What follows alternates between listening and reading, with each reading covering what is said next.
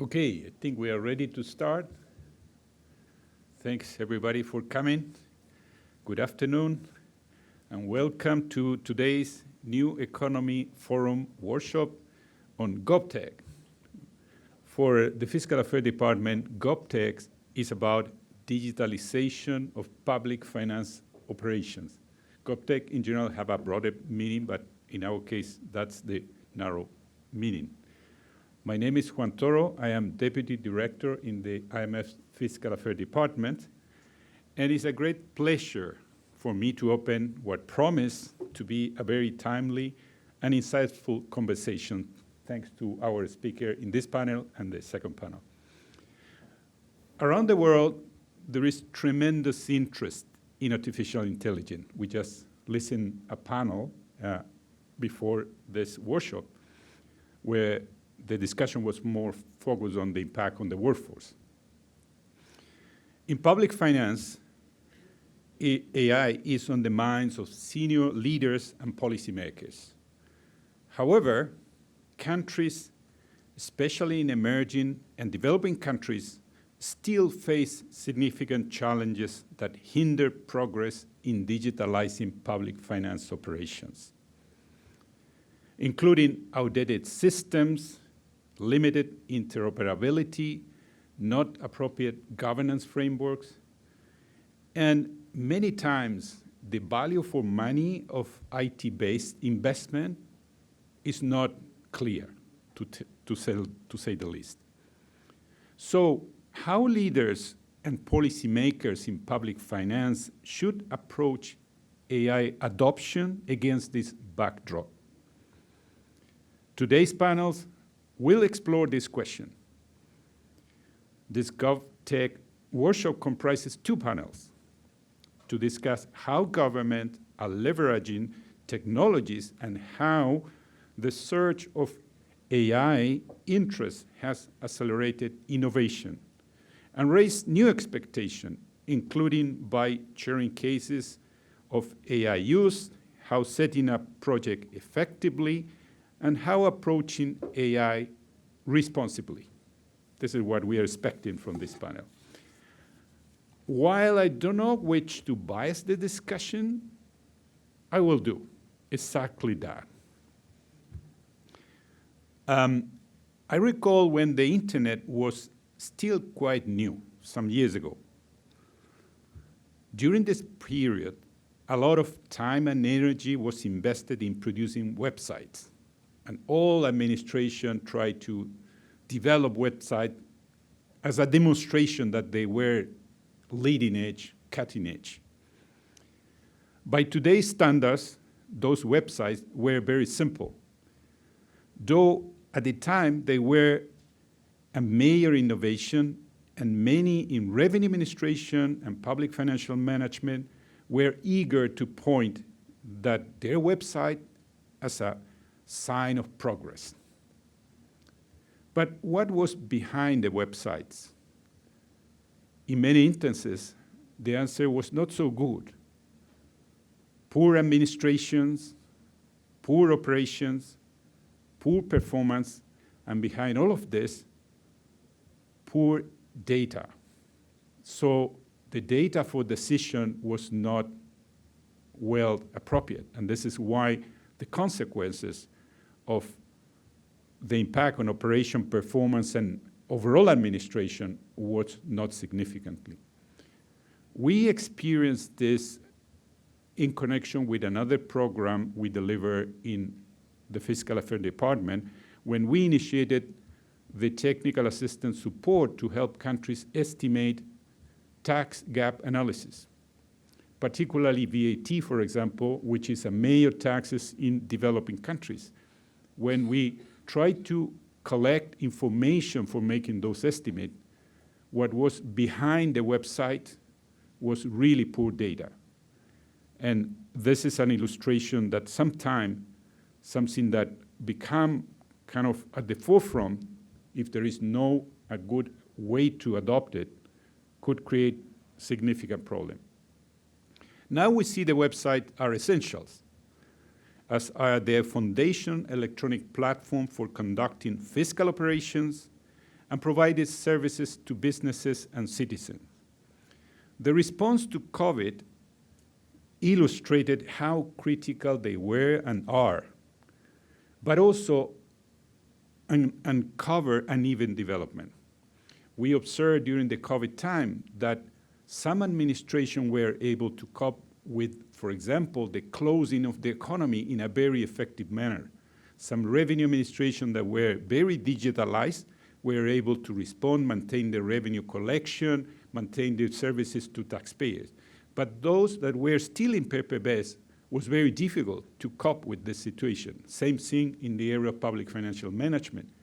The ministries that were more digitalized in these areas were able to keep the operation, the treasury management, the kind of cash flow, etc. So this is how the adoption of technology sometimes has to be seen not as the kind of fashion of the day, has to be seen in a much more fundamental way. So I would like to leave the audience and the panel with one thought to open the discussions. Across both revenue administration and public financial management, the path forward has never been about focusing only on what we can do, but also what we should do, when we should do, and how we do it smartly. I would like to thank all of our distinguished speakers and panelists for joining us and look forward to your rich and practical exchange of ideas. With that, I will turn the floor to Deborah, who is going to introduce and moderate the first panel. Thank you very much.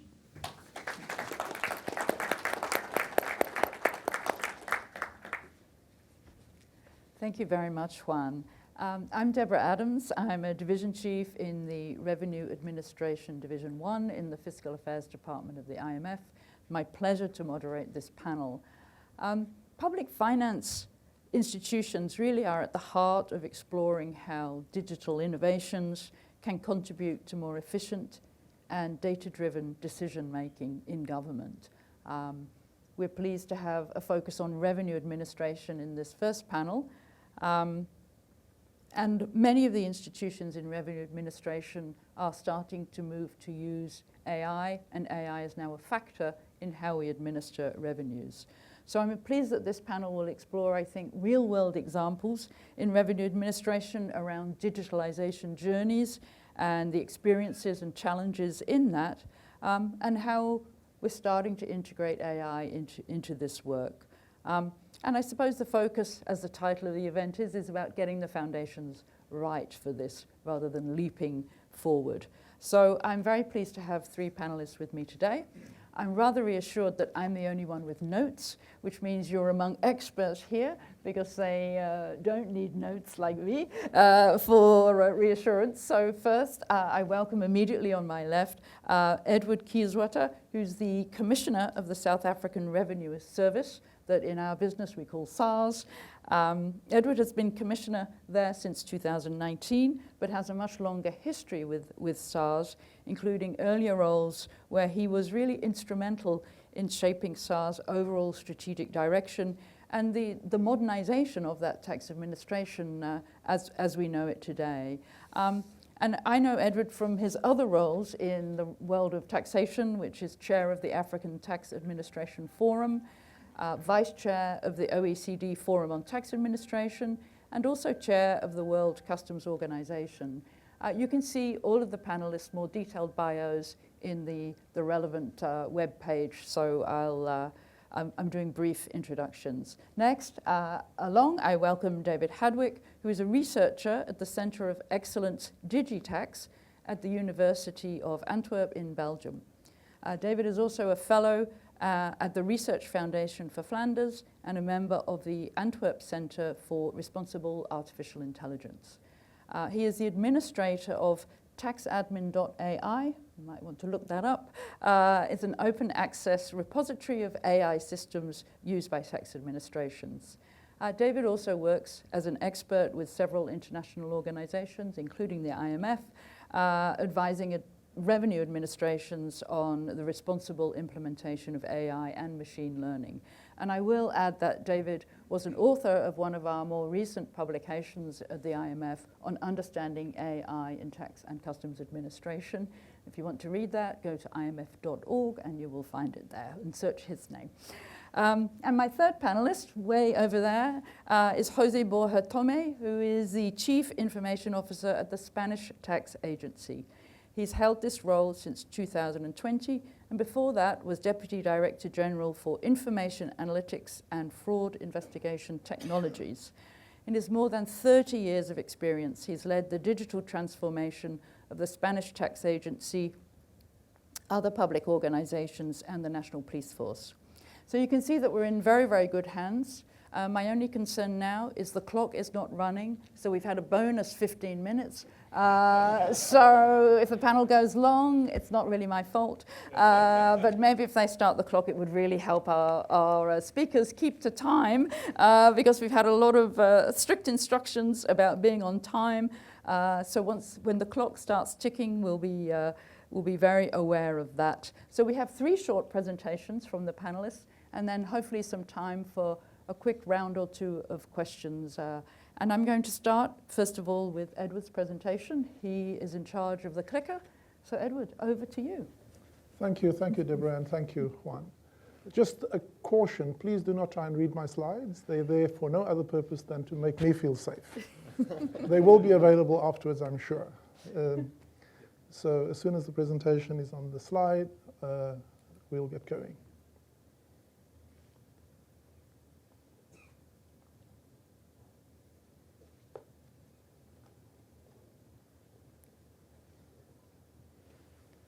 And of course, the delay is to just make us feel more nervous. And now hopefully the clock will go as well. So very quickly, I'm going to share with you some thoughts around domestic resource mobilization, specifically globally, in the various roles I have, but also then share with you a case study within SARS. And increasingly, the conviction exists that domestic resource mobilization through digital transformation is the most effective way for fiscal integrity for any country because of high debt levels and low compliance levels throughout. What are the common themes and messages? We hosted the G20 ministers in Cape Town earlier this year, and there was a strong sense that there is revenue opportunity on the ground, under-collected, and in South Africa we can confirm that. Secondly, that tax policies and tax administration have an indivisible nexus, and if I had more time I can talk to you about that. But generally, unless we enhance the administrative capacities, then no matter how smart our policies are, we will not have and extract the full benefit from it. And then, of course, spending matters, and therefore, in my role, I have to be a clear clarion voice that speaks to the quality of spend, because directly, it affects levels of compliance in society. And so, when I talk to my fellow commissioners around the world, we share the same thing, and in the midst thereof is the digitalization and the deployment of AI, which if we do not do that, we will be left behind. And so you'll see that the problem we face in South Africa is not unique to South Africa. It is shared globally. And to talk about domestic resource mobilization for a minute specifically, it is about collecting less tax from more people as opposed to a narrower base and a higher tax burden on fewer and fewer citizens. And therefore, reducing the gap, broadening the base, and managing the risks, balancing the service and fiscal risk is quite important. And I'll come back to that in a moment. But important is the nexus between tax policy and tax administration.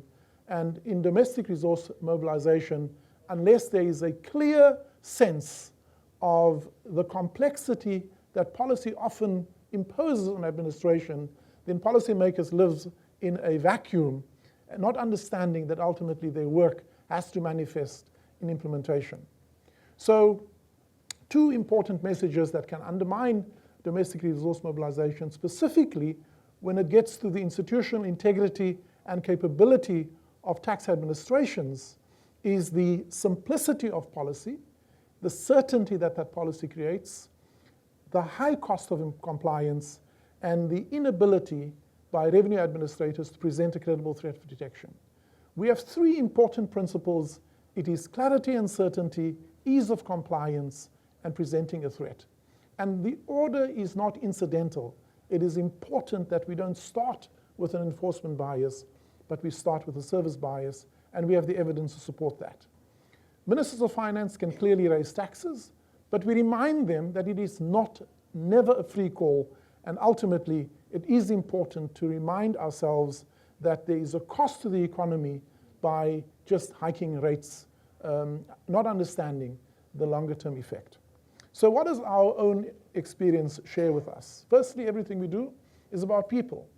We just happen to administer tax laws, but it's ultimately about the transformational impact our work has on the lives of people.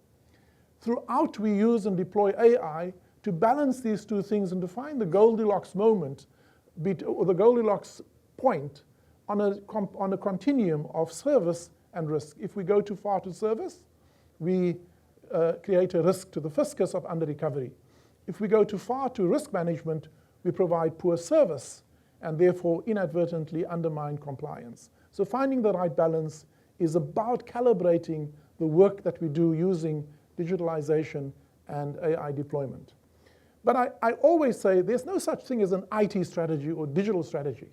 There is a business strategy. And therefore, the clarity of strategic intent guides everything that we do.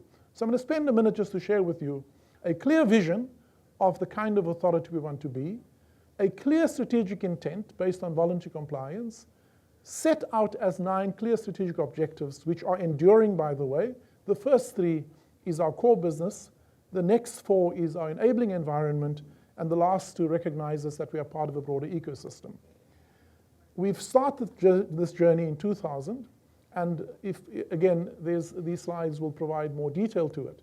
But effectively, phase 1 was just about combining 2 institutions. Phase 2 was about digitalization, which was nothing other than transforming physical transactions into digital experiences. So no more physical filing, but online filing, etc. But the next phase of digitalization was really about beyond. It wasn't about digitalizing transactions. It was about disintermediating transactions. And that's an important concept, that you're not trying to fine-tune uncertainty or accelerate inefficiency. You're trying to reimagine the entire value chain.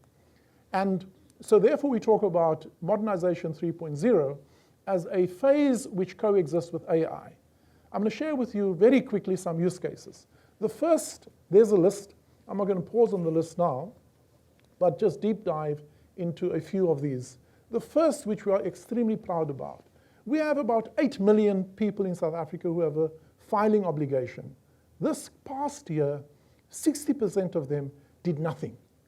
We did their assessment for them, presented to them with a 98% acceptance rate, and 8% who walked in, we terminated the paper immediately, and they received their assessment in under 5 seconds. I think you'll agree with me that's world class. At the same time, balancing that service aspect with risk management, which collected within the administration, prevented $5.5 billion of impermissible refunds from flowing out, which would not have been entitled to taxpayers. So that's the first one. The second use case was augmenting our chatbot with an AI web assistance. The first phase was really just general clarity of obligations. The second phase is about specifically hyper-personalized interaction with the taxpayer for their own. And since we've deployed it, we've already had 880 interactions with a 98% positive response and an engagement rate of 20% year on year.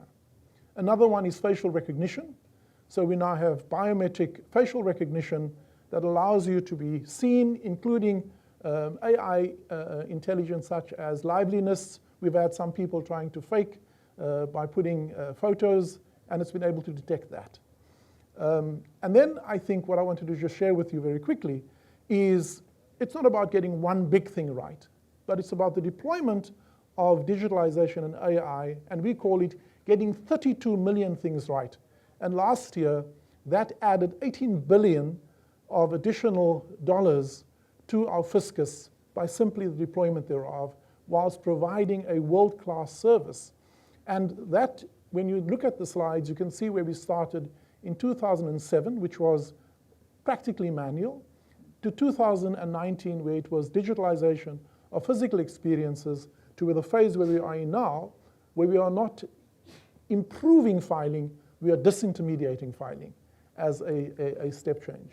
Of course, you have to lead the way, so I don't do any of my work without using an AI agent. And then, of course, we stand and we say we can't declare victory yet, but look at the positive trends in the last 6 years, a 7.6% compound annual growth in revenue in a sluggish economy of around about 4.5%, 5%. Voluntary compliance up by 3.5 percentage points. But look at the bottom, the soft indicators. Trust service went up from 54 to 87%. Attitude went up 10 or 11 percentage points. Public trust in 2019 was 48%. Last year, it was 75%. And our own employees are now 10 percentage points more engaged than what they were. We rank as a top employer in South Africa, won innovation awards, and most encouragingly, won the Microsoft Hackathon Award, competing with private companies, which says again that public sector institutions don't have to stand back when it gets to the deployment of AI. We can be as good or even better than private sector organizations. Thank you. Thank you. Well, thank you very much, Edward. And I always feel inspired when I hear you talk about the journey of SARS, which will continue, as you said. All a work in progress. Journeys often never end, and digitalization, the transformation of revenue administrations is really hard work and really a long-term thing, starting, as you said, from 2000 on the digitalization side. So thank you very much. We're going to switch it up a little bit, and I'm going to move to David now, if we can pass him the small box. And now I can warn you, the clock's working. So David has all the pressure. So over to you, David. Thank you. Thank you. I have the difficult job to passing after the eloquent Edward. Well, I'm very happy to be here today to talk about AI ethics for tax administrations. And what I can say is that in my 6 years-ish of research, the only thing I learned is that it's an extremely polarizing subject. And as Edward said, it's really about finding the right balance. Because on the one hand, AI and all of the research and the data shows it, yields extremely beneficial outcomes within tax and customs administrations. But on the other hand, it does bear some risk. So really, it's about finding that point of equilibrium. But what it shows more than that to me is that, well, tax people are not boring. That to maximize revenue collection, to maximize and optimize the management of public funds, we leverage multidisciplinary knowledge all the time. And to a very impressive degree, sometimes competing with private sectors. And so, as I said, AI yields beneficial results, for instance, through the inclusion of virtual assistants, like the one in Spain, Aviva. It has reduced the number of queries directly sent to tax officials by over 90%, which is enormous. And to give you a little bit of figures on that, in the Netherlands, it's a country of 17 million inhabitants. It's a fairly small country in Europe. They receive up to 2 million hours of phone calls every year, up to 10 million queries. So there's only 9,000 hours in a year. So you can imagine how many FTEs have to be devoted to basically spending time on the phone, answering queries. And with the inclusion of a virtual assistant, not only do they not have to do that, and so you can allocate so many resources to more important prerogatives, to more discretionary tasks, but on top of it, the satisfaction of taxpayer range between 75 and 90%, which in tax is unheard of. So this is really already very beneficial. And more than just the provision of e-service or the supply of a service, the inclusion of AI has helped optimize the user experience of taxpayers. And sometimes through very simple models. For instance, research from IOTA that was carried in Belgium shows that simply by calling late filers by their first name instead of their last name, you could increase the rate of compliance by 7% and the speed of compliance by 17%. So for something that costs really a penny, you can have an additional yield of millions. And beyond just risk profiling and simple nudging, you can even have real-time nudging. And now there are pilots of projects, so when you fill a custom declaration, immediately the model can tell you, well, look, there seems to be a mistake here. You declare that your car is weighing 1 kilo. That's not possible. And this can be done with very simple logical inferences, so it doesn't need to be complex.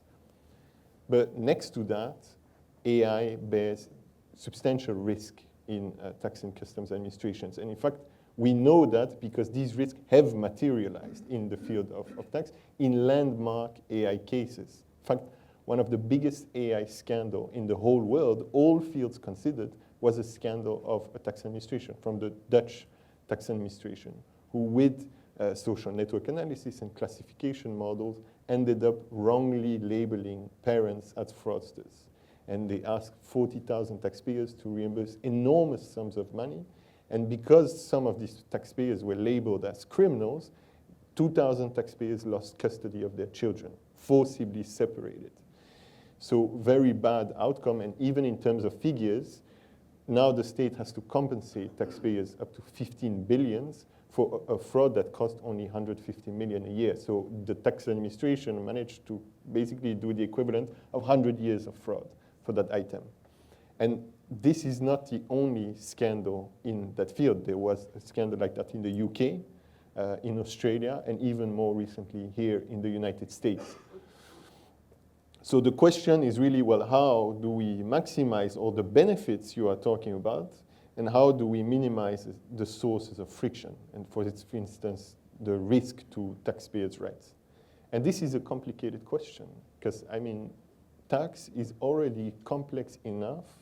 Now there's more than 100 regulations and standards that have been proposed to regulate AI. It's very difficult for a civil servant to sift through all these regulations and not only find the relevant ones, but find the ones that would be appropriate to manage internal risk. And so this is a question that really animated my entire research. And now with IMF staff, with domain experts, with academics, we have sifted through all of these regulations, all of these standards.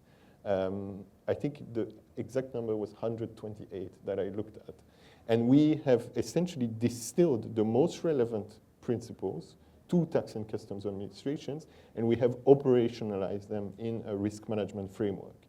And really, the goal of that framework, in the paper that Deborah was mentioning, the goal of that framework is really for tax and customs officials to have a handbook to accompany them in their digital transformation. And it's simple, easy to use, and really follows the algorithmic life cycle of all of your systems. So any employee within your organization can read it, understand it, and properly use it. And this is a little bit what I want to conclude on, is the fact that, yes, AI used by tax administration bears some risk. It's clear now. Research had shown that, had theorized that, and then practice has really demonstrated that. But this should not stall the digital transformation of your system, because you will throw away the baby with the bathwater. And that's not what we want to do. So with an appropriate risk management framework, you can have a win-win situation, and you can steer digitalization in ways that yield net plus, both for the administration, but also for the taxpayers. So let not the risk guide you, let not be, well, do not have a problem-driven approach, but really a solution-driven approach. And I think at the IMF, it's probably a good institution for that kind of message. Okay, thank you very much. And because I'm an academic, I couldn't resist put a little bit of literature in my slides. Thank you. Excellent. And surprisingly timely for an academic, finishing exactly on zero. So Jose, I think back to the real world of day-to-day tax administration and living with AI in the Spanish tax administration. Over to you. I'm impressed to be here today. It's such a wonderful feeling. Also some pressure after the precise time resolution of David. It's a pleasure. Thank you to the IMF to be here today.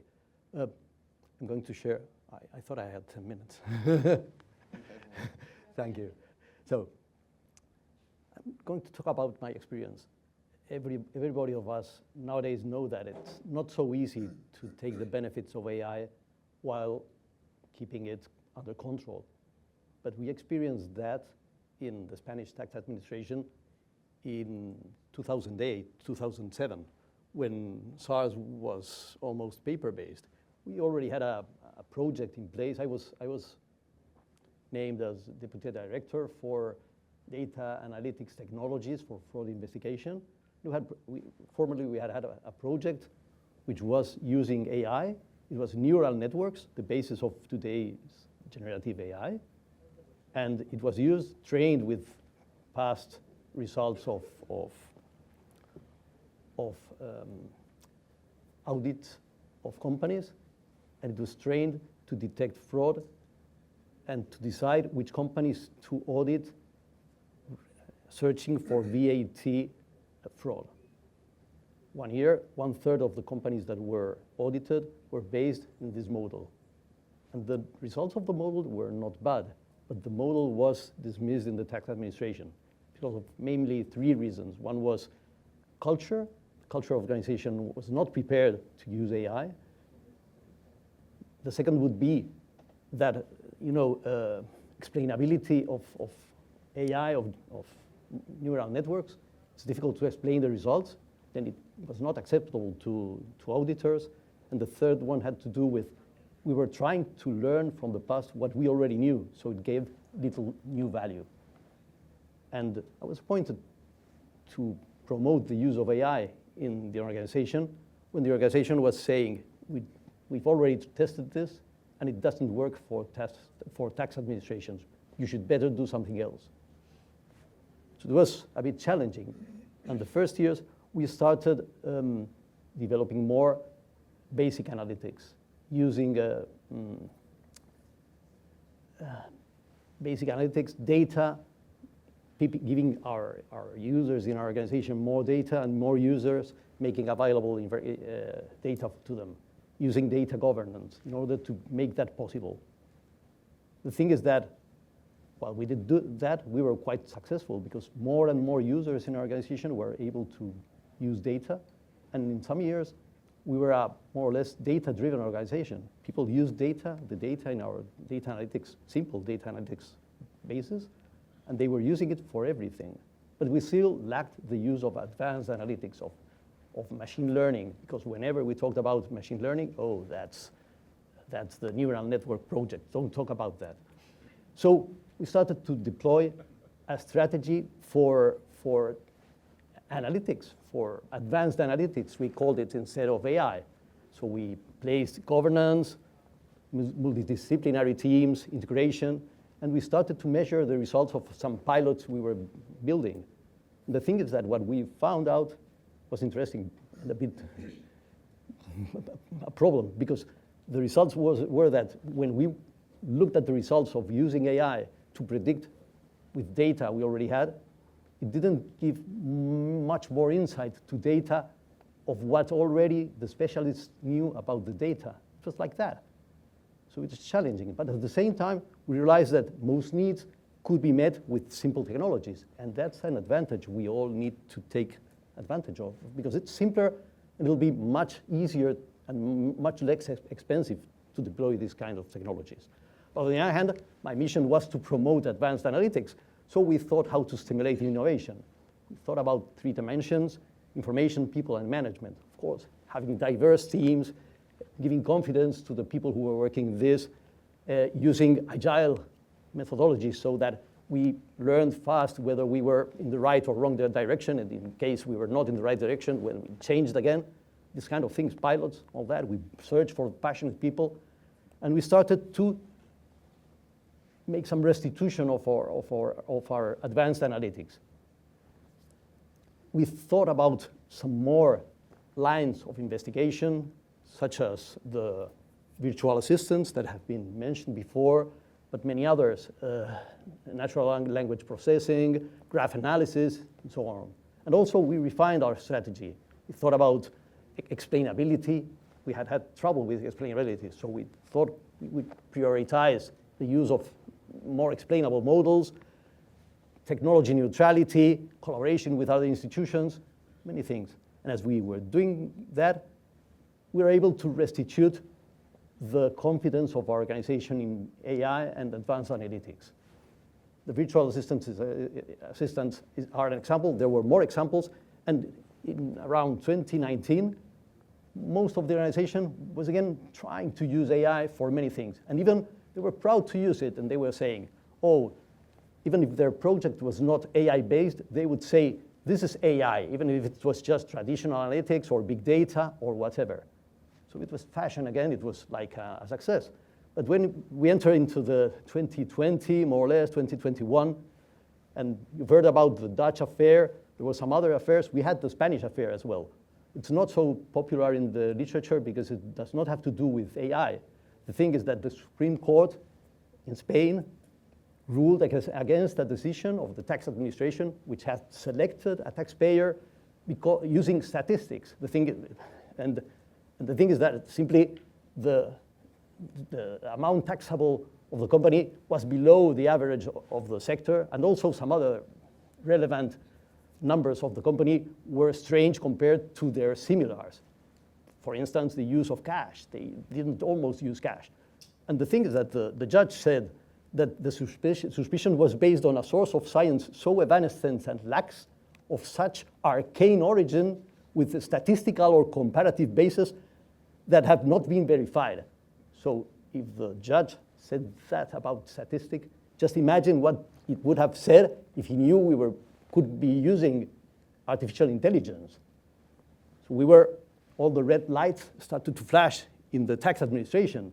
It was very dangerous because many decisions could be taken down if we were using AI. So people started to say, no, we should never use AI. And outside the tax administration, tax consultants started to say, hey, are you using AI? Because maybe we can take you to court and maybe we can take your decisions down again. So some voices in the tax administration said no AI at all. Some others said we should use AI only for assistance to taxpayers, but not for enforcement. But the other thing is that in that time, also ChatGPT appeared, and with that, all the generative AI and all the promises, but also some more risks like intellectual property, more lack of transparency, many other risks. And then there was a big difficulty.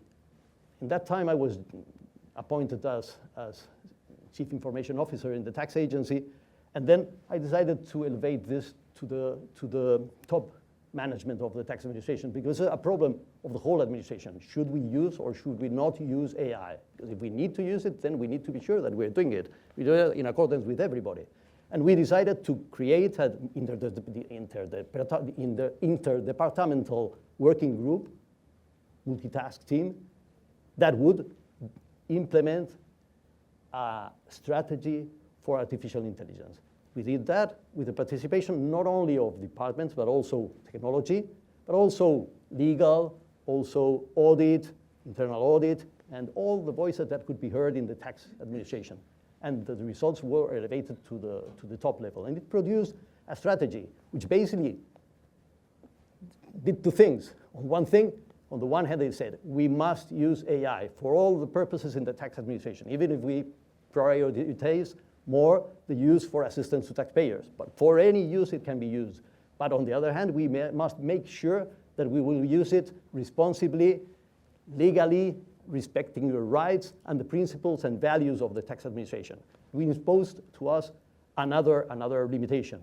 We will only take automated decisions. We will never take automated decisions that would only be based on artificial intelligence. And we produced some deliverables alongside with the strategy, an ethical framework, communication strategy, and even a demand management. But the most important is our methodology.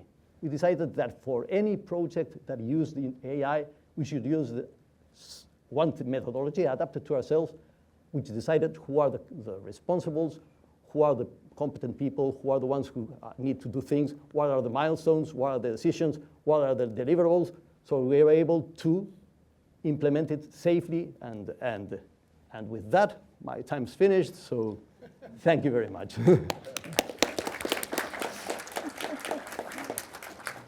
Thank you very much, and I really appreciate the timekeeping. And for those of us sat up here, the clock was going crazy throughout all of that, so I appreciate you keeping going till the very last zero came up.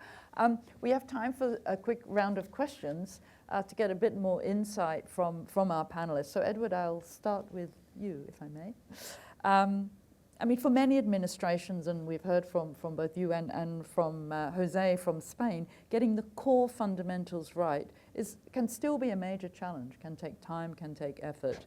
And at the same time, we can't really ignore AI, it's here, and people are using it. So from your vantage point, and with SARS, the experience built already in SARS, what does a wise approach, I feel of you as a wise man, what does a wise approach to AI look like in your view? I mean, as David indicated, one that balances the basics with the innovation that's there waiting for us to grasp.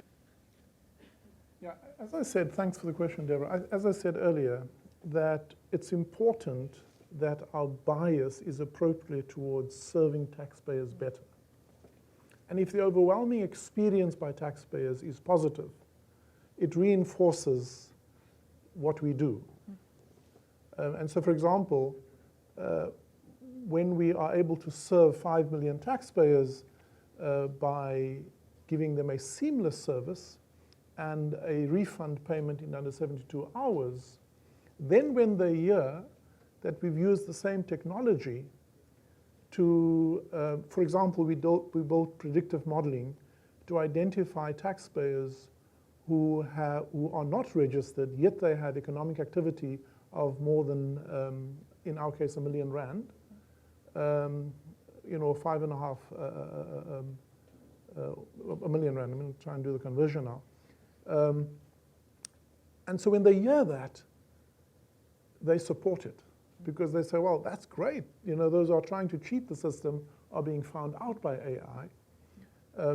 We use, for example, we discovered about 115,000 taxpayers who, according to our classification, are not required to file, but they have unexplained wealth.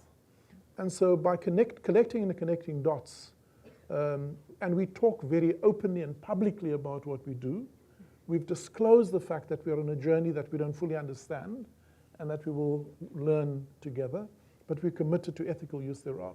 So I think it's about communicating positively, communicating often, not trying to pretend that we are the total experts at it.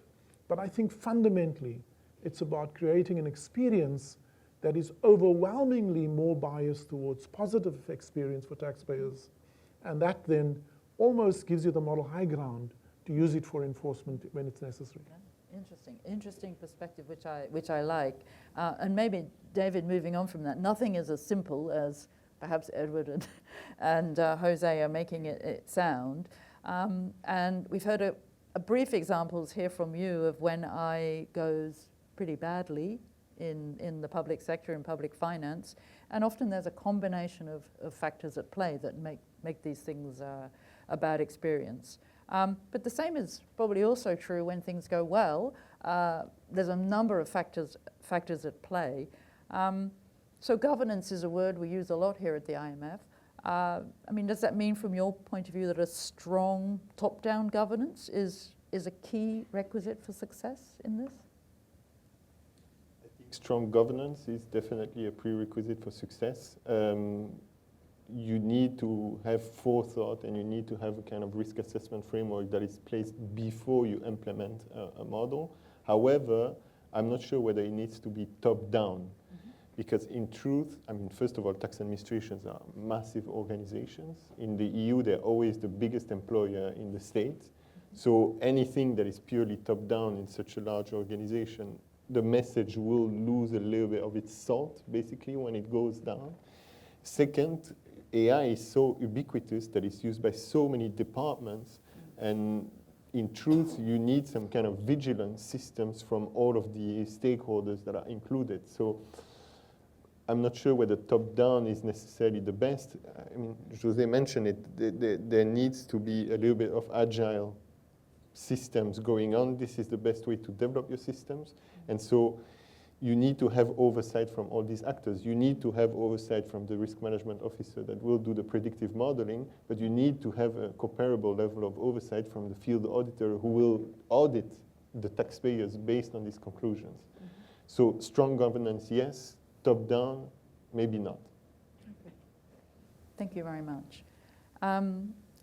Jose, maybe there was a brief mention in your presentation about the legislation, or maybe in David's, the EU AI Act legislation. And I feel that Spain has probably been at the front line of responsible AI. You gave the history there. I mean, responsible AI is a phrase that now exists in our world. Everyone is focused on this. So if you think about the one thing from your perspective about responsible AI that you wish the Spanish tax administration had understood earlier, maybe, is there something you could pinpoint? I think the most important thing would have been to know that assigning responsibilities is important. Because once you understand that the one who's responsible needs to take action, and it's the one who has to decide, then things change a little bit. Because you can use agile technologies, bimodal projects, but in the end, once you have a pilot, if you want to scale it up, it will affect the whole organization. And then who's responsible for that? Because if it fails, it can happen as it happened to us in 2008.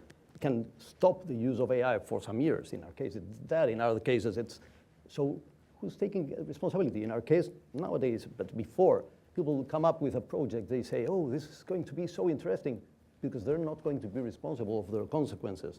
So assigning responsibilities is key. That's why we believe in our methodology quite a lot, because it says the one who's responsible is the one who has to decide. And in the level where the decision has to be taken is the level where the effects are going to happen. I think that would be the main important thing. The other would be project selection. Select the right project. That's another question. Well, the first one. Okay, we have 3 minutes. I'm going to really try and do a quick round of second questions. So, David, actually, I'm going to come back to you because I probably threw you with my last question. So I'm going to go for another one. Many people maybe in the room are less academic than you. I certainly am.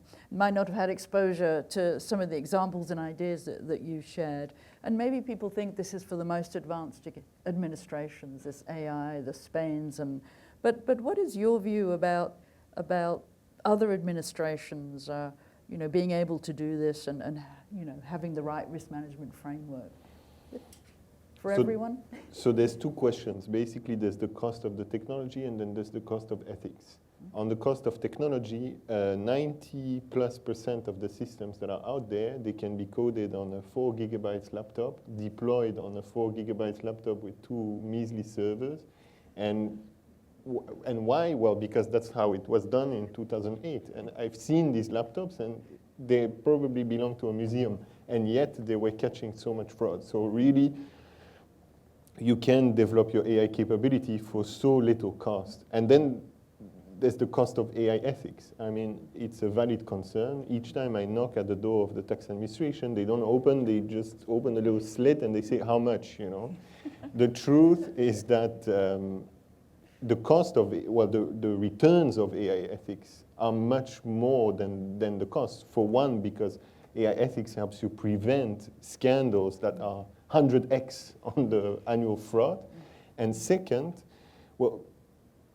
because essentially the metrics of AI ethics correspond to the metrics of performance of the administration. For instance, in the risk management framework, we discuss a lot about fairness.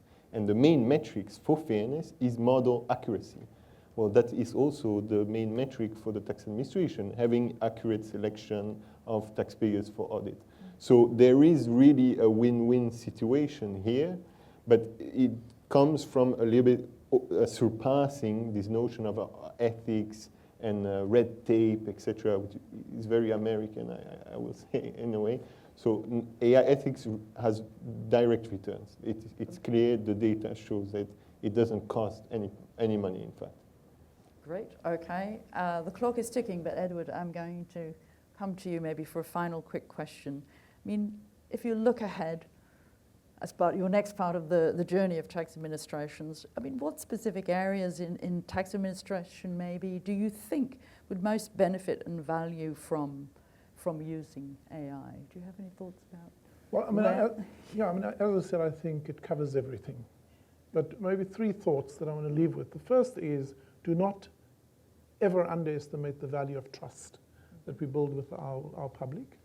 Secondly, I think there's the issue about the culture in the organization. We often ignore the soft stuff. And also don't over-design the regulations and the rules too early because we don't understand where we're going.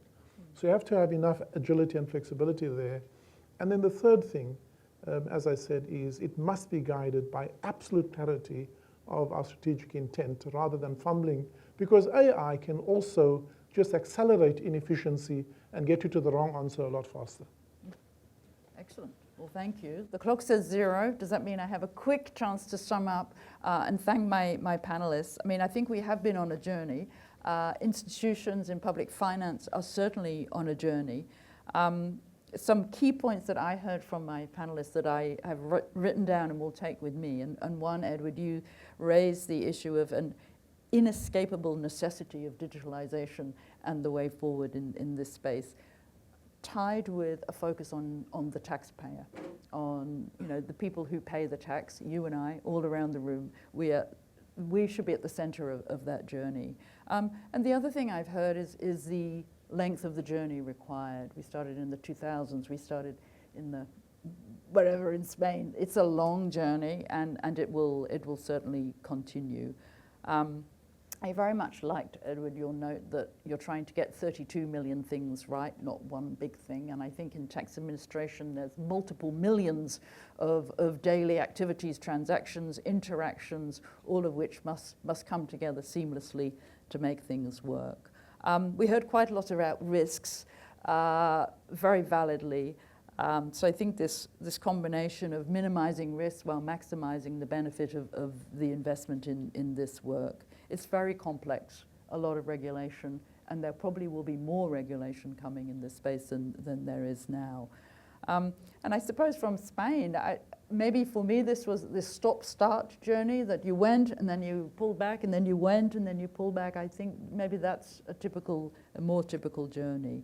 So trust, agility, and strategy, all to manage risk and keep happy taxpayers paying their taxes. So I wish to thank Edward, David, and Jose for taking the time and sharing their experiences and knowledge.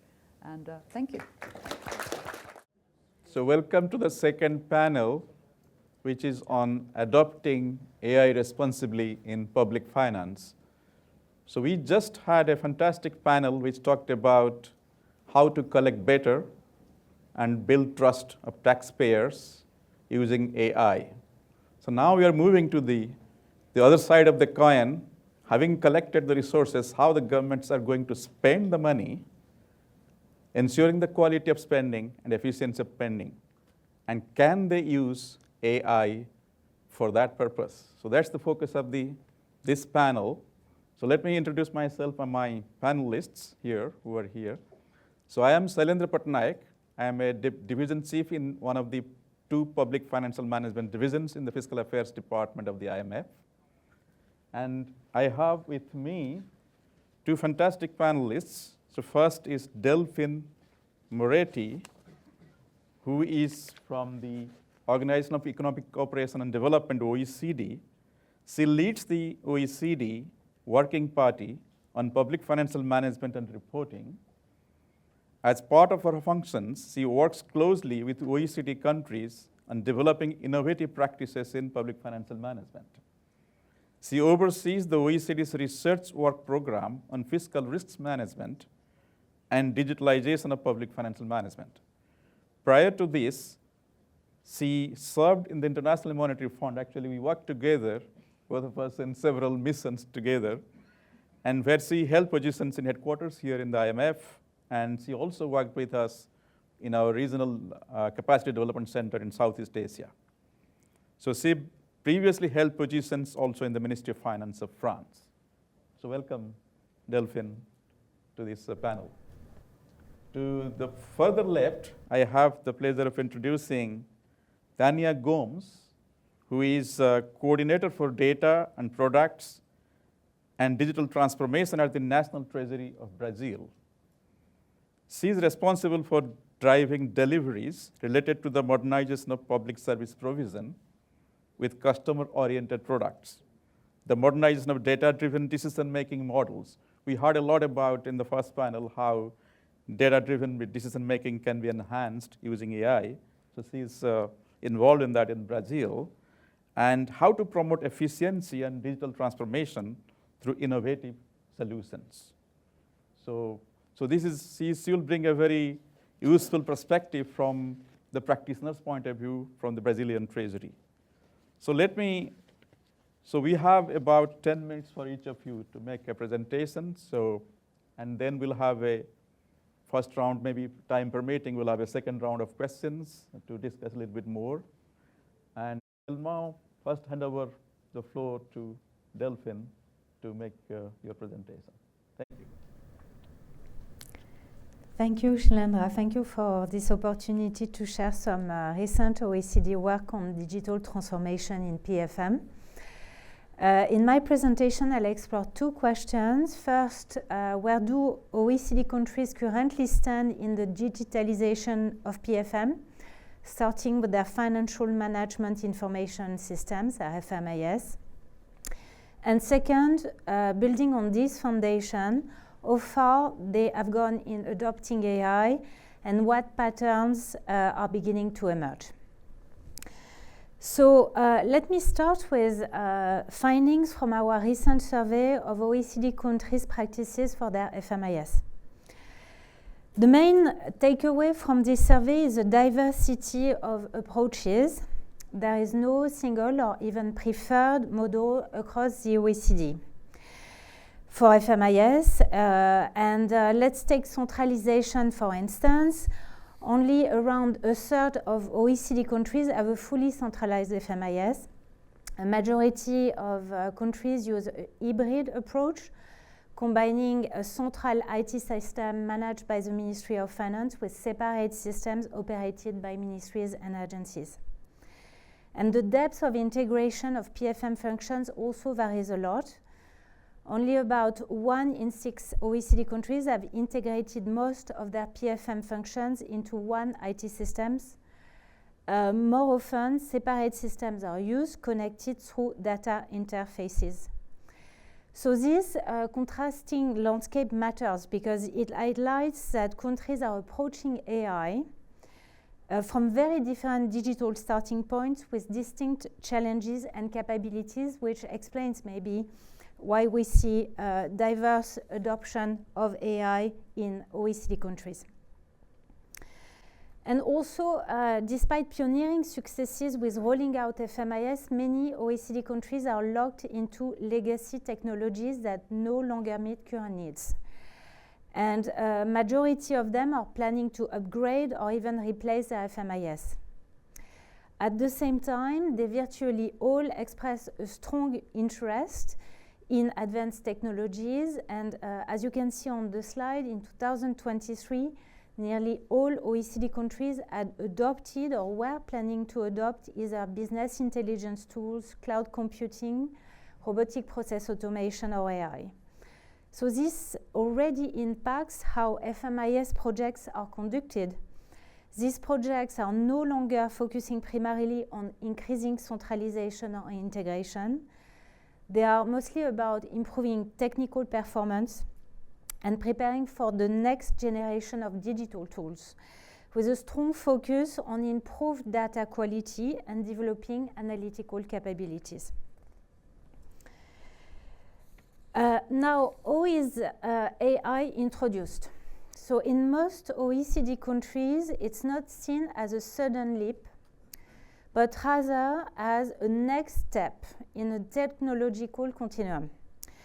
And to enable this step, ministries of finance often start with investing in their IT infrastructure. And then in most cases, they introduce what we call transaction-based systems. So these systems use structured data and generate outputs based on fixed rules, such as traditional algorithm, business intelligence, and robotic process automation. And then the next layer of technology is introduced, AI tools like natural language processing and computer vision, which generate outputs based on training and user interaction rather than predefined rules. So they build on the initial foundation. In short, in many OECD countries, ministries of finance report that successfully integrating AI in existing PFM processes is easier when this follows previous rollout of other advanced technologies. And this is because this allows having baseline of technological knowledge and also importantly helps securing civil servants buy-in. So where do we see AI use cases emerging as part of this technological continuum? Mainly in 5 areas. The first one is forecasting. Machine learning and deep learning are being tested to predict indicators like GDP because they can be faster and often more accurate than traditional models, with some issues that I will mention. Second area is spending decisions. In some OECD countries, AI starts being layered into existing digital tools like big data and visualization for better targeting of spending. In Korea, for instance, AI modules in the FMIS analyze economic and fiscal data in real time to support fiscal decision making. The third area is budget planning and monitoring. Predictive models are making their way into policy costing and fiscal risks management. For instance, in Australia, a line ministry uses AI to update one of its spending forecasts on a real-time basis. And France and Indonesia use AI to monitor fiscal risk from subnational governments using accounting data. The fourth area is financial management, and this is where we see the most widespread use today for tasks like invoice routing, compliance controls, and fraud detection. And AI is considered particularly useful in speeding up controls in emergencies. Denmark, for instance, used AI to review aid applications during COVID. Finally, a last area of use, engagement with stakeholders. Some governments explore using AI to improve communication with citizens and parliamentarians, and at the OECD we are actually working on a project with our member countries in this area. Now, what we see in the OECD is that while AI use cases in PFM are growing, their actual impact is still hard to assess. Many projects are still pilots, and key metrics such as costs, outputs, or outcomes are often missing or not publicly shared. Oversight bodies are therefore increasingly calling for more transparency. They want to know what AI projects cost, what they deliver, and what results they produce. And risk assessment will be just as important to move forward in an effective and secure way on AI use cases. Indeed, we've already seen cases where AI systems flagged fraud incorrectly, leading to serious human and political consequences, as was already mentioned in the previous panel. Despite limited outcome and risk data, lessons start emerging on what drives success and what undermines it when AI is applied to PFM. First, legacy IT systems and weak data governance still hold back progress. As I mentioned, these issues are being tackled at the moment. Second, introducing AI isn't just about adopting new digital tools. It requires matching PFM needs with the right technologies. That means Ministry of Finance need to develop the capacity to understand both what AI can do and where to apply it. Third, training AI model is complex. It takes time, reliable data, skilled people. And accordingly, we see Ministries of Finance already adapting progressively their data and HR strategies. And finally, as mentioned previously also, strong governance is absolutely crucial. Government-wide frameworks and PFM-specific frameworks and communities of practice help manage risk, promote learning, and ensure that innovation leads to real gains in efficiency, quality, and service delivery. So to conclude, where to from here? Right now, AI is mostly used for narrow and repetitive tasks automation. Predictive AI is slowly gaining traction too, helping forecast trends and support planning in ministries of finance. Prescriptive AI, where systems recommend actions, is still rare, however. And this may reflect technical limits, but also deeper concerns about the alignment of this technology with core PFM principles. Indeed, if AI moves closer to fiscal decision-making, key questions start to emerge. How do we ensure accountability? When decisions are made by models, what does transparency look like in an automated system? And how should oversight institutions adapt to this new reality? So what this points to is that we are starting a story of both technical and governance change in PFM, and foundations are cautiously but also actively being laid in OECD countries through upgraded FMIS, AI pilots, AI-oriented HR strategy, and growing institutional commitment. So let me conclude with a mention of the OECD's newly launched Governing with AI initiative.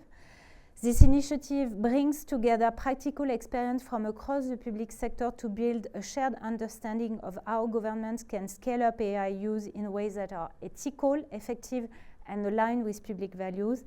And we expect that it will help addressing some of the questions that I just outlined. Thank you. Thank you, Delphine. I think keeping to the time, thanks very much. So maybe I think very nicely highlighted how progressively you can adopt AI linking to the PFM principles and objectives. And you have to look at the foundations of a starting point and the technological continuum to use. So very interesting. Now I invite Tania to give her perspective from Brazilian Treasury. Okay, hello everyone. It's a pleasure to be part of this panel about ethical and responsible use of artificial intelligence in organizations. I am an IT manager at the National Treasury of Brazil, and I'd like to share some of our experiences on our journey to adopt AI in a responsible manner. First, I want to talk about our IT strategic plan, which runs from 2022 to 2025. The aim goal of this plan is to reduce operational work and improve the analytical abilities of our business areas. To help reach this goal, we included artificial intelligence as a strategic focus. We aim to make the best use of data, but always with good attention to ethics, good governance, and security.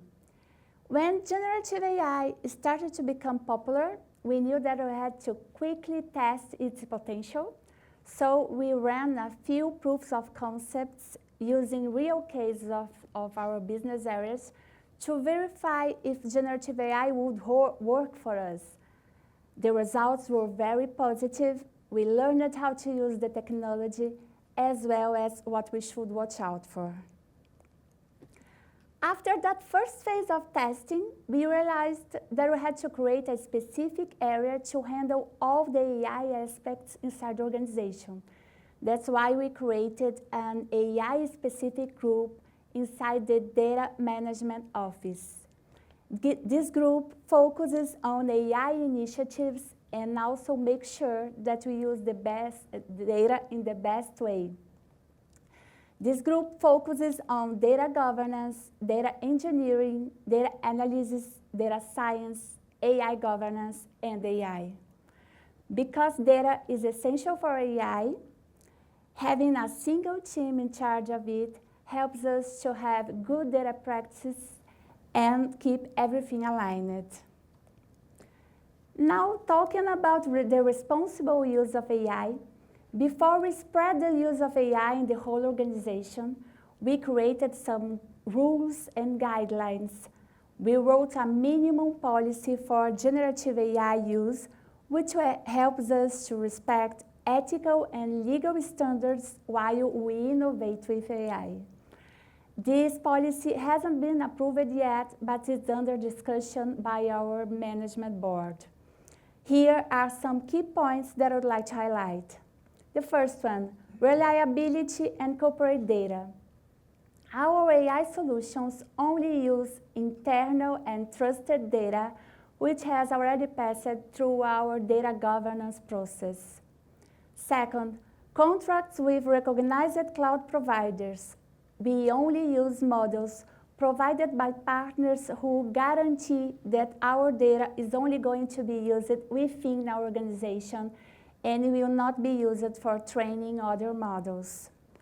Third, internal AI development platform.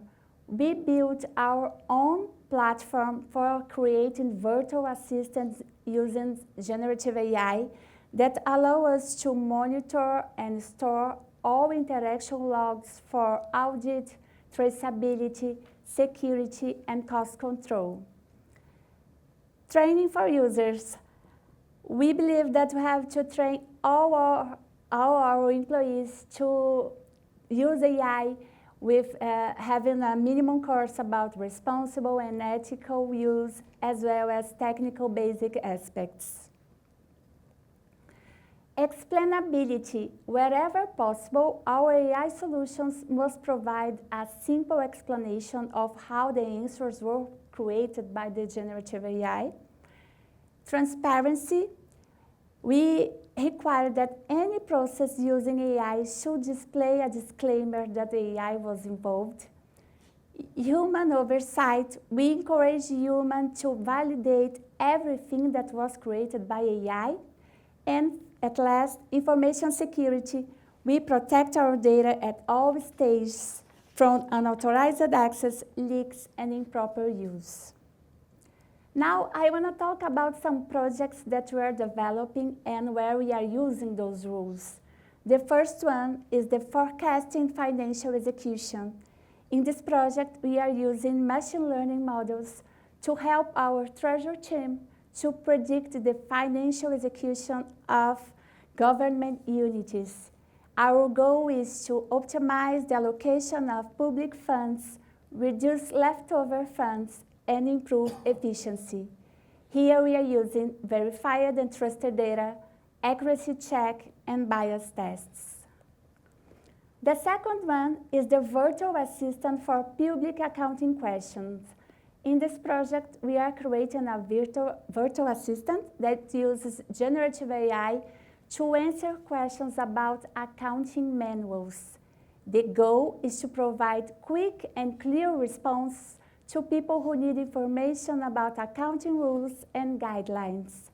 Here we are using human oversight and accuracy check. The third project is CIAF anomaly detector. In this project, we are developing machine learning models to spot unusual behavior in our federal finance system that is called CIAF. The idea is to flag any suspicious operations and classify them as normal or potentially fraudulent. Here we are using human oversight, accuracy check, and bias tests. And the last one is the project Talk to CConf. CConf is another system that we have which contains accounting and financial information of all levels of the government, federal, state, and local. The data is public, but is often so hard and complex to understand. So we are writing an AI solution that uses generative AI and agents to answer questions about the data sets and about the normatives and the documents about the system. Our goal is to promote fiscal education, give people not just access to public data, but also help them truly understand it. Here you are using verified data and explainability. Well, I'm finishing with 3 main points and these 3 takeaways. If you are going to use generative AI in your organization, I can give you 3 advices. The first one, create a clear policy for generative AI that highlights security, reliability, transparency, privacy, and respect for ethical and legal rules. Second, focus on internal, trusted, and with good quality data and data security to protect sensitive information. It's very important to have data with good quality because you are just going to have good results while you're using AI when you have good data. And the third one, promote training and digital literacy for AI for all employees of your organization to use AI in a responsible and ethical way. Well, I'm finishing now. Thank you for your attention. I hope that this sharing of experiences on the national treasure of Brazil helped to inspire other organizations. Thank you for your attention. Yeah.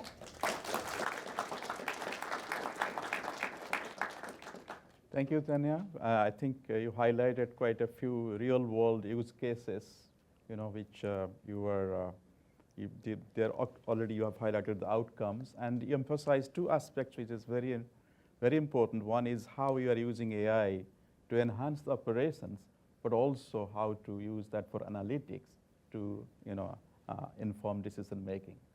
So we have now some time to really do a couple of rounds of questions. So let me first start with Delphine. So one observation that stands out to me, as you mentioned, Delphine, is about OECD member countries. They are locked into legacy technologies. And some of them are actually planning upgrades, as you said. So our information within the IMF, what we know from other countries also indicates the same trend outside, also in other countries outside the OECD. So on the one hand, AI is difficult to ignore, but on the other, clearly there is room for improving the fundamentals of digitalization of PFM, the fundamentals, to get the best value from AI. Given this scenario, as was also discussed in the earlier panel, what would be a wise approach to adopting AI in PFM, in your view?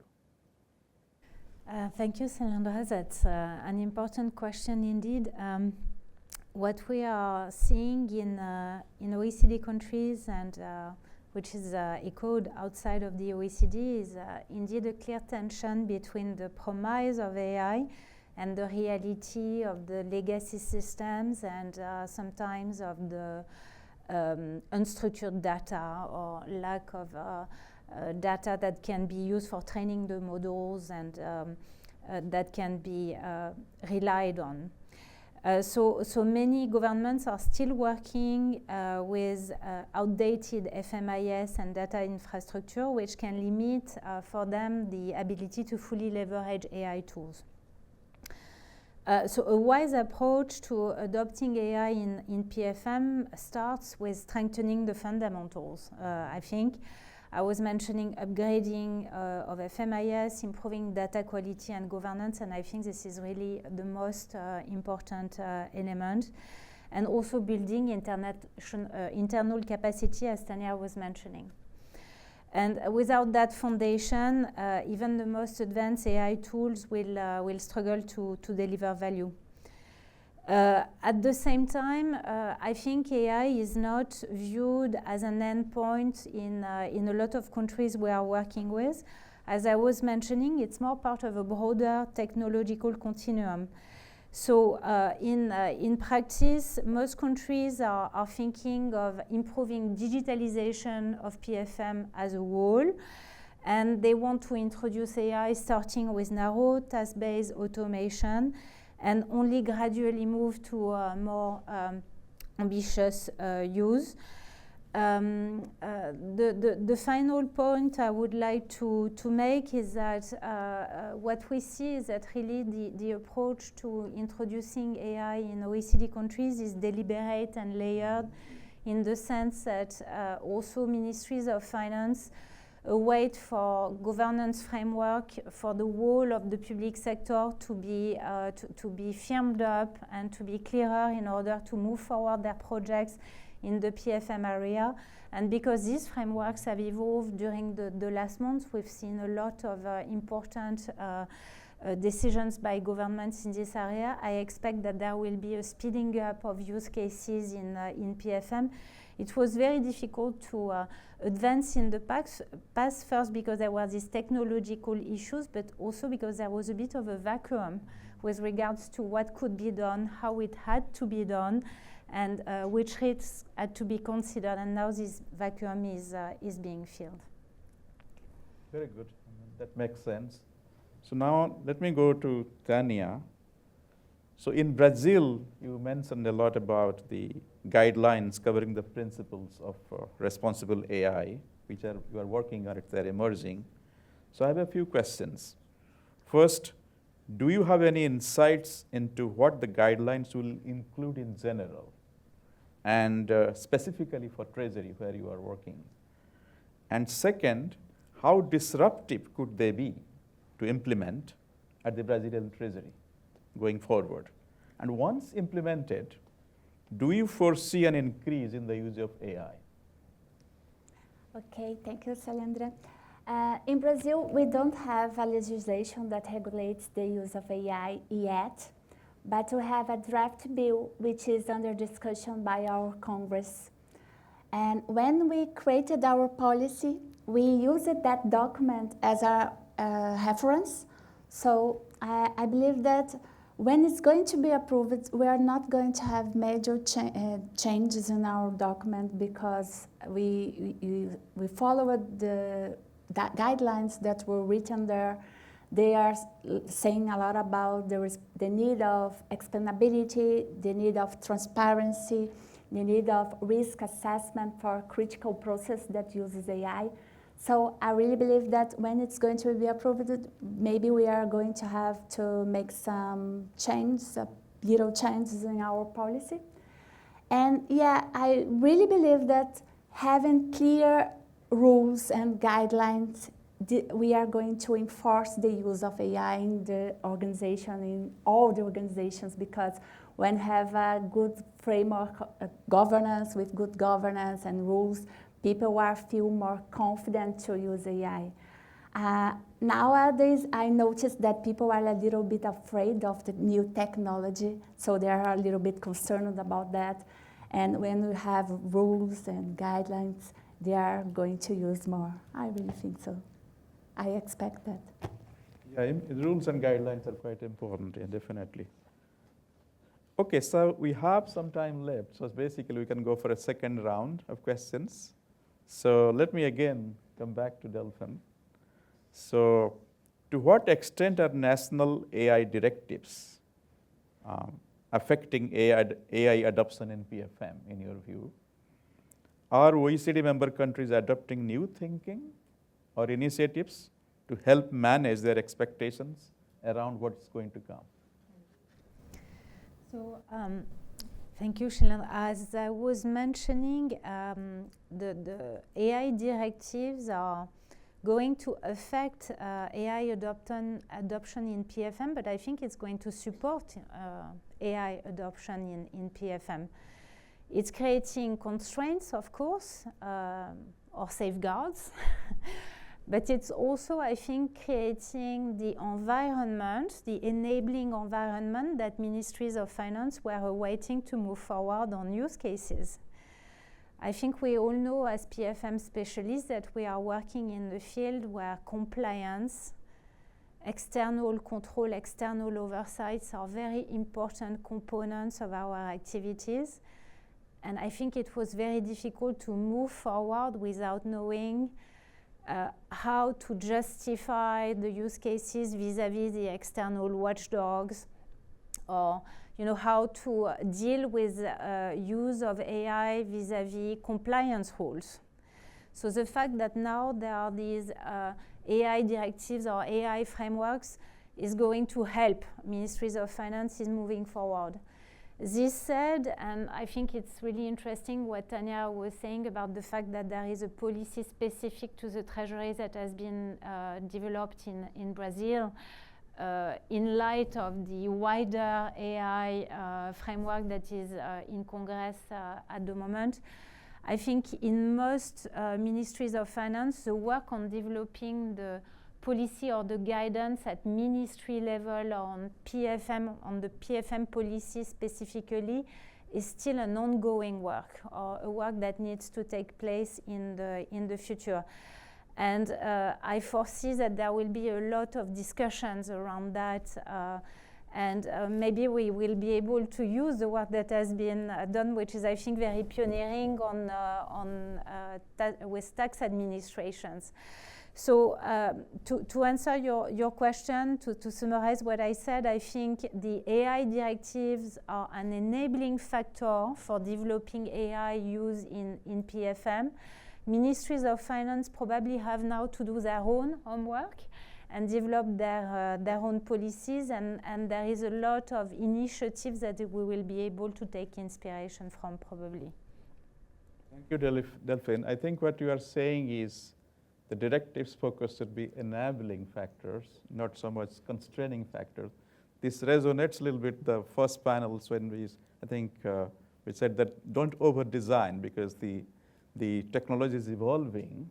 So you have to, of course, be agile to design the directives and regulations, but keep this in mind, that focus on enabling factors rather than constraining factors.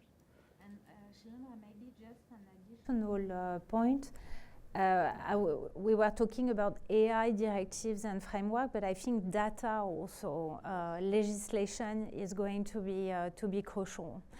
And of course, it's important to have safeguards, but we see that with the evolution of technology, some of the legislation with regards to data are becoming very constraining.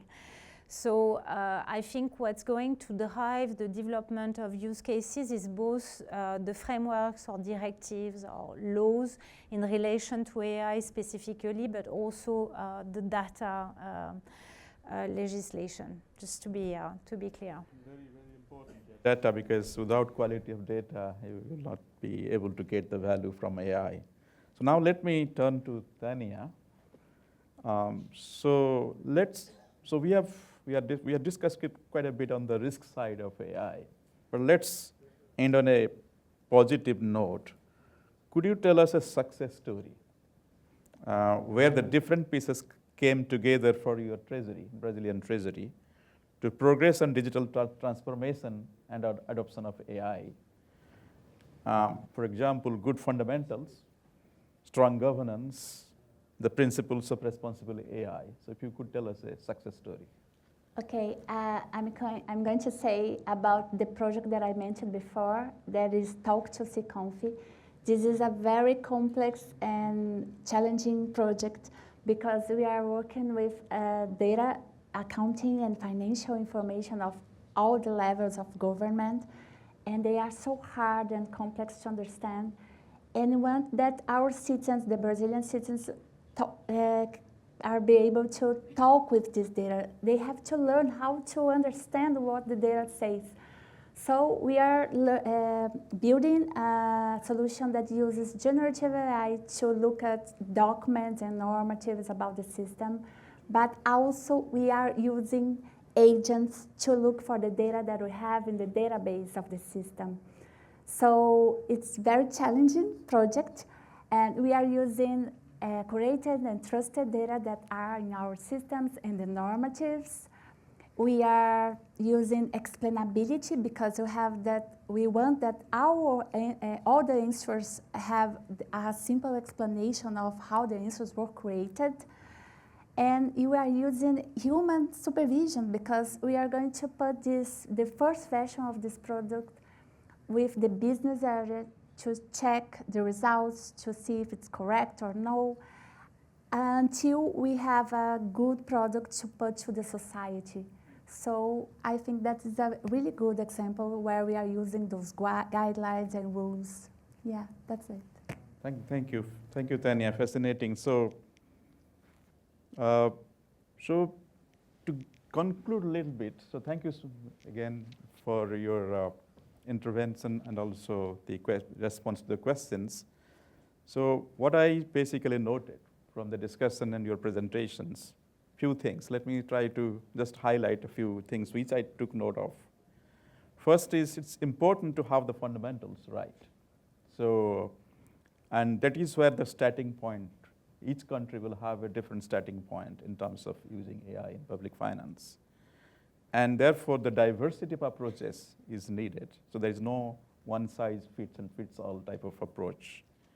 And I think this also came in, Delph, in your presentation about having the baseline knowledge. I mean, it's all about people using technology. So people have to be trained, and there has to be the minimum capacity to really use AI responsibly.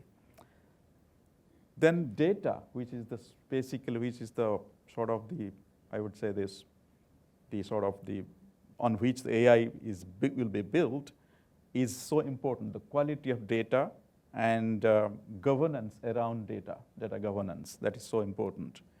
And ethics, governance, security.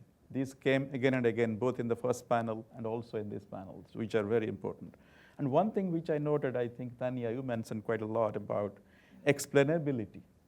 Because when AI is used for analysis or even informing decision making or even taking certain decisions if you are automating things, so automating certain tasks based on learning, AI-based learning, so then it's important how to explain that to the different users and the public at large. And this is where human supervision is so important.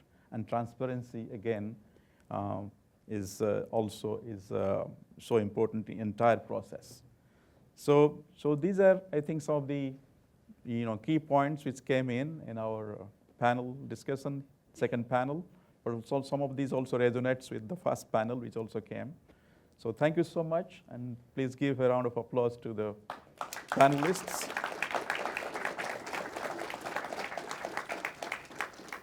So now we'll wait for the closing remarks.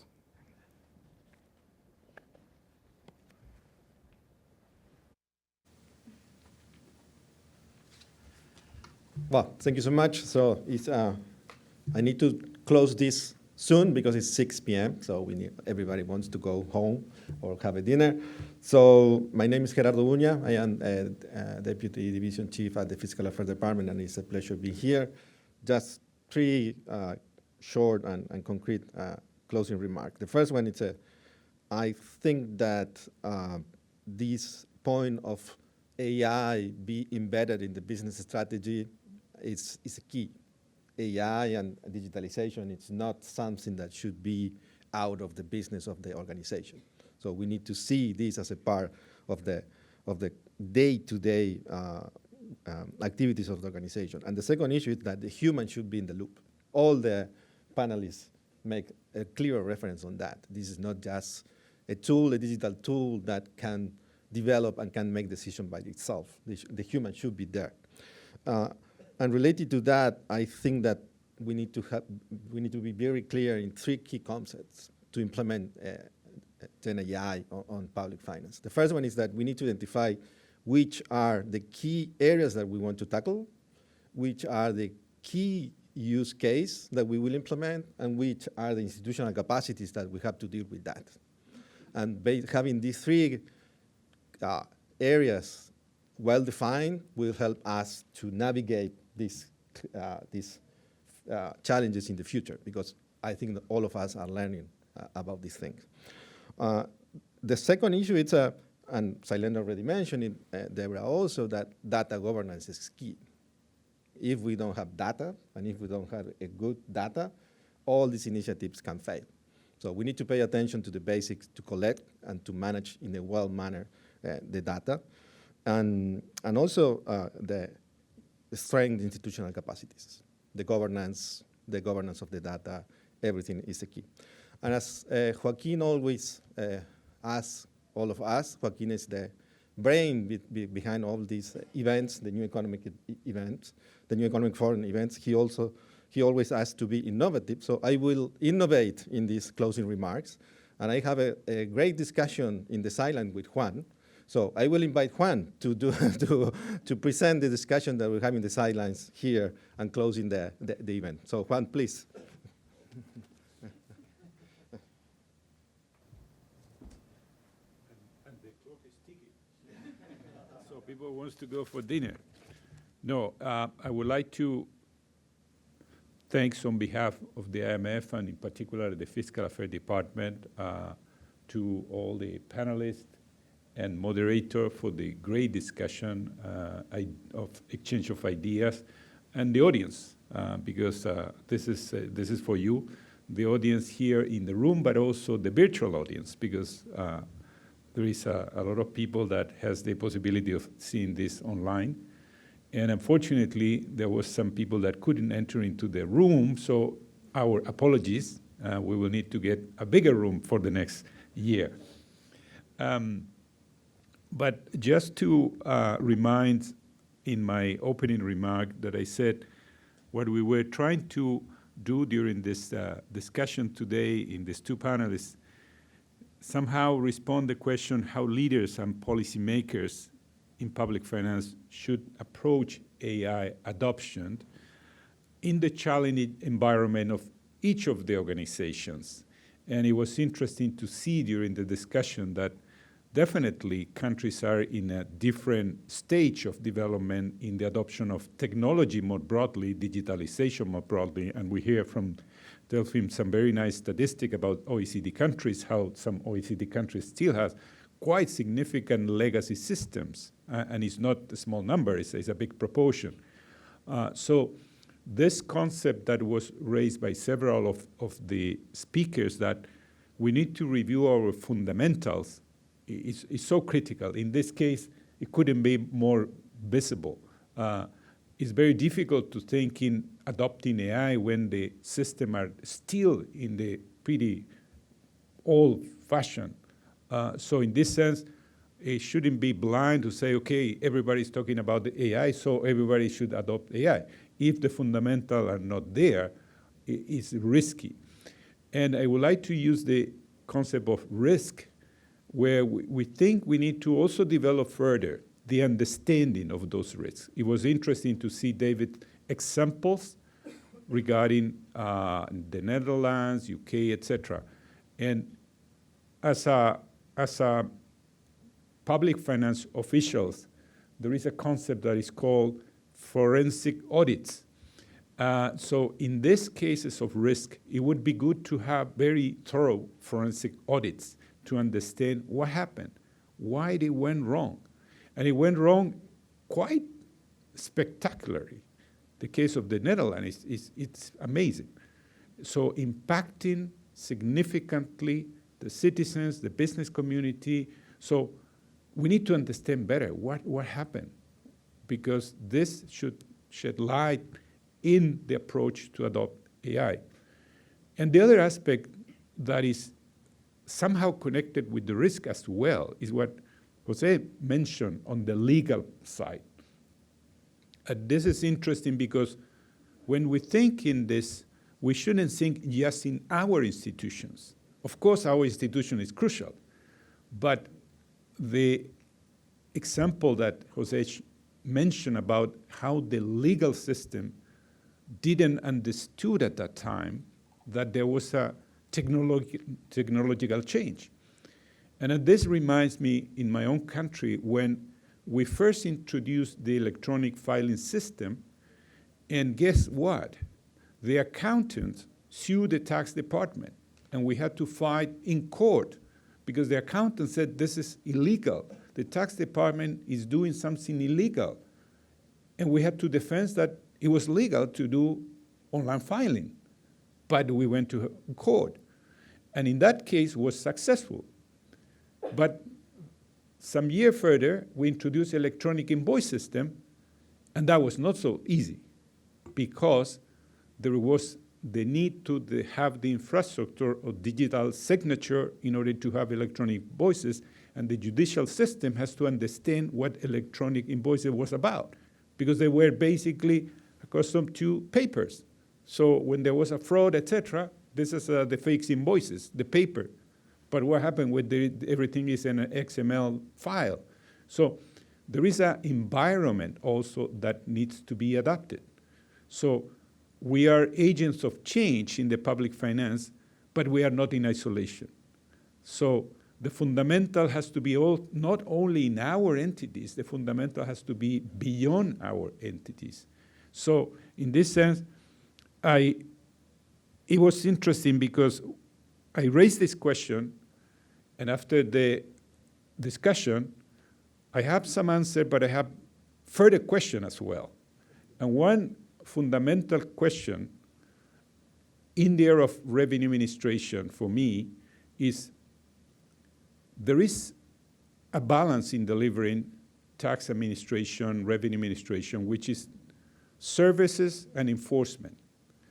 And in the past, in the old time, enforcement was the strongest part.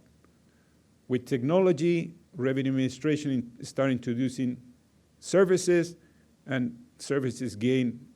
And now, Edwards raised a very interesting concept that I would like to understand better and actually digest more.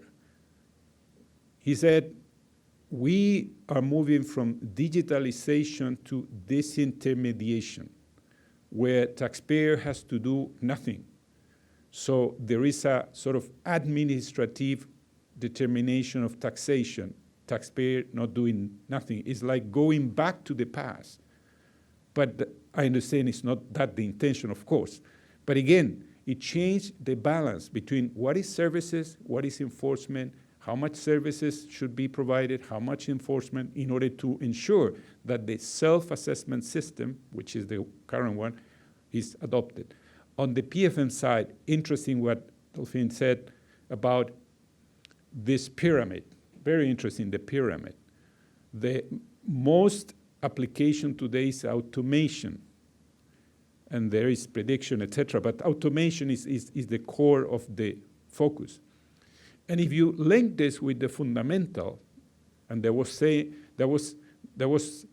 reflected during the panel, said, if the fundamentals are not good, then the automation is automating inefficiencies. So you do super fast, but the process is wrong. So again, careful on how we do this. Again, the legal framework and the policies, and Tanya explained all the adoption, the lesson of not being too prescriptive, but again, as Delphine said, the balance between constraint of safeguard to have responsible AI, but not being too constraining to somehow depress the innovation. So lots of questions, but it's good because this will allow us to have another new economy forum on GovTech next year. Thank you very much to all.